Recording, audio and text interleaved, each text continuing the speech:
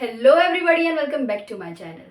तो आज हम स्टार्ट करने वाले हैं क्लास 7 हिस्ट्री का first chapter, tracing changes through 1000 years।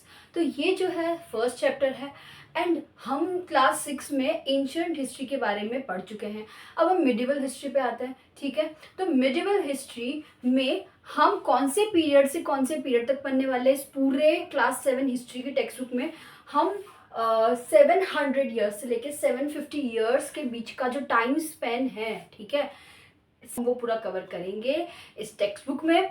और आपको ये भी बता दूं कि वो कौन से सेंचुरी में लाई करता है, आपको ये भी याद मतलब आपको ये भी पता होना चाहिए कि 8th सेंचुरी से 18th सेंचुरी के बीच का पीरियड है ये, ठीक है। और इसमें पूरा मिडिवल हिस्ट्री पढ़ने वाले हैं एंड ठीक है। अब मैं थोड़ा इंट्रोडक्शन दे देती हूँ कि in this period of time India witnessed many changes in economy, religion and society. तो ये जो पीरियड है ये मिडिवल हिस्ट्री है, इसमें इंडिया ने ना बहुत सारे चेंजेस देखे, सोशली देखे, पॉलिटिकली देखे, रिलीजियसली देखे और बहुत सारे चेंजेस थे। उन्होंने इकोनॉमी वाइज भी देखे। तो आज का जो चैप्टर है, मतलब आज का जो वीडियो लेक्चर है इस चैप्टर पे, आज हम इंट्रोडक्शन थोड़ा सा देख लेंगे इस चैप्टर का एंड अभी मैं आपको बताने वाली हूँ कि दो मैप्स के बीच का डिफरेंस, ठीक है। दोनों maps different period of time में बनाए गए थे, अलग अलग लोगों के द्वारा बनाए गए थे और उनमें चेंजेस क्या देखने मिले, आज हम वो पढ़ेंगे। तो तब तक के लिए बने रहिए मेरे साथ। तो यहाँ पे सबसे पहले पेज पे टेक्स्ट बुक में आपके एक मैप दिया गया है और मैं अब चाहूंगी कि आप पहले उस मैप को ध्यान से देख लें।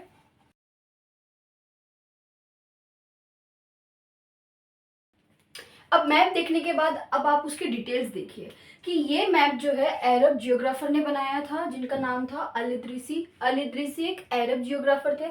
कौन से ईयर में बनाया? 1154 सीई। अब सीई अगर आपको पता हो तो कॉमन एरा होता है, ठीक है। इसको एडी के टर्म से भी रिप्रेजेंट करते हैं, एनो डोमिनी। अब ये क्या है, ये सारे डेटिंग सिस्टम जो है ना जीसस क्राइस्ट के बर्थ के बाद यूज किए जाते हैं। मैंने आपको समझाया भी होगा, ठीक है। और आपने अगर 6 में अच्छे से पढ़ा है तो आपको पता होगा कि कॉमन एरा और एडी जो है वो जीसस क्राइस्ट के बर्थ के बाद ये दोनों टर्म्स जो है डेटिंग सिस्टम के यूज किए जाते हैं।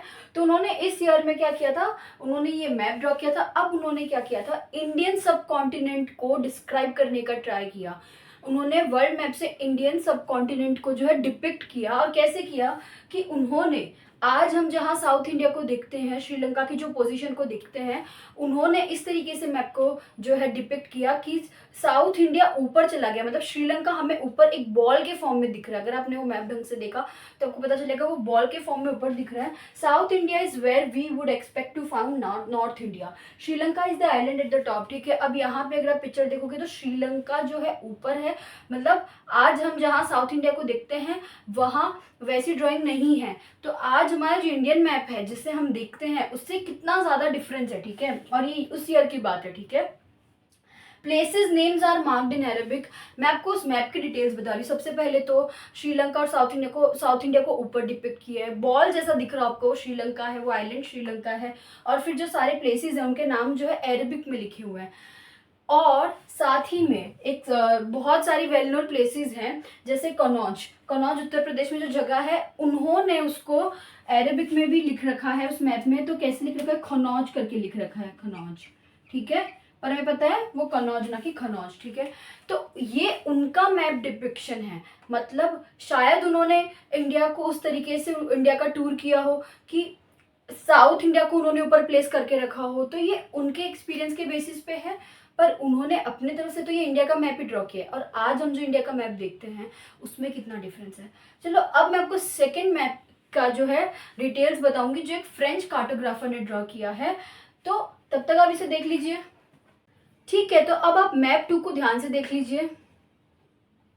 तो मैप 2 आपको थोड़ा फेमिलियर लगेगा। तो map 2 was made in 1720s by French cartographer. Cartographers कौन होते हैं? Cartographers are the one who draw maps, ठीक है। They make the map, the physical map that we see, उसकी जो भी ड्राइंग है, उसकी जो भी कह सकते हैं, उसको ड्रॉ करना, डिफरेंट स्टेट्स को कैसे जो लोकेट करते हैं, तो वो डिजाइनिंग कौन करता है? वो कार्टोग्राफर्स करते हैं।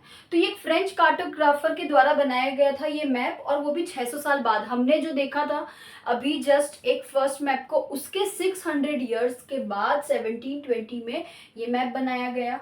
अब इस मैप में कुछ चेंजेस हैं कि इस मैप में इंडियन सब कॉन्टिनेंट को ही दिखाया गया है, लेकिन आपने देखा होगा उसमें श्रीलंका को ऊपर जो है बॉल की तरह दिख रहा होगा, इसे प्लेस किया हुआ है, श्रीलंका को ऊपर रखा गया था। यहाँ पे कुछ कुछ फेमिलियर, मैं ऐसा नहीं कहूँगी कि आज का इंडियन मैप ले लो और ये मैप ले लो पूरा एग्जैक्ट सेम है, लेकिन कुछ कुछ डिफरेंसेस आप देख रहे हो। तब का मैप फिर 600 साल बाद जो मैप बना है उसमें चेंजेस हैं, तो लोगों को इन्फॉर्मेशन मिलने लग गई इंडियन सब कॉन्टिनेंट के बारे में। तो इस मैप में क्या देखने मिला, इस मैप में देखने मिला कि तब तक लोगों को इंडियन सब कॉन्टिनेंट के बारे में और नॉलेज हो गई, क्योंकि लोग जो है ना सी रूट्स के थ्रू जो बहुत सारे ट्रैवलिंग करते थे वो डिस्कवर करते थे। तो जैसे जैसे लोग निकलेंगे, डिस्कवर करेंगे, एक्सप्लोर करेंगे, तो उनकी डेफिनेशन बदल जाएगी। उनकी जो डेफिनेशन जो है पहले इंडियन मैप के लिए जो थी उससे अब कितनी बदल चुकी है ना। अब हमें मैप थोड़ा इसमें फैमिलियर लग रहा है। कोस्टल एरियाज को उन्होंने थोड़ा पर्टिकुलरली और अच्छे से डिस्क्राइब किया है, और ये मैप ना यूरोपियन सेलर्स और मर्चेंट्स यूज करते थे ताकि वो जो है अपने वॉयजेस पे निकल सके ना, जर्नी जो वो डिसाइड करते थे, सी रूट की जो जर्नी होती थी, तो उस टाइम पे उस मैप को लेके जाते थे ताकि वो जो है अच्छे से लोकेट कर सके जगह।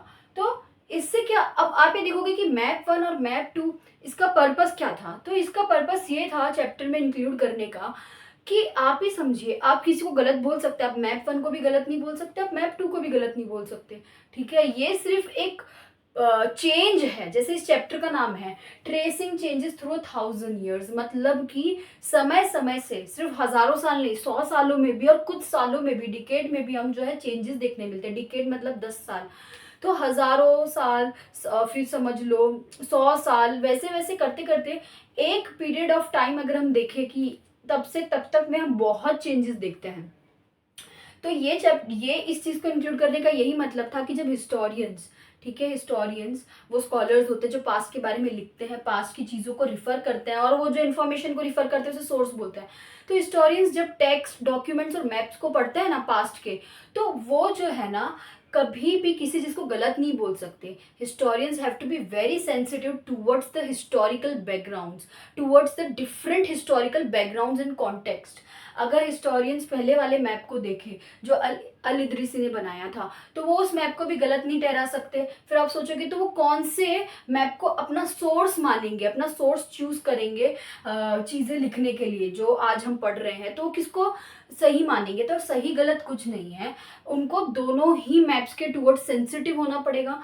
उनको पास्ट में जो भी चीज़ें मिली है, वेदर डॉक्यूमेंट्स, टेक्स्ट और मैप्स, उनको वो हर चीज़ों को बहुत ही ध्यान से पढ़ के, उनके कॉन्टेक्स्ट को पढ़ के, क्योंकि आप ही समझिए जब उस टाइम के रहने वाले लोग थे, ठीक है, तो जब अल इदरीसी ने वो मैप बनाया था, तो क्या उधर के लोगों ने ऐसा थोड़ी ना मान लिया था ये मैप गलत है, तब तो उनके लिए इंडियन मैप की वही डेफिनेशन थी। फिर जैसे जैसे टाइम बदला 600 साल बाद, तो अब जो मैप आया जो फ्रेंच कार्टोग्राफर ने बनाया, तो उनके लिए भी जो है मैप की डेफिनेशन वो बन गई।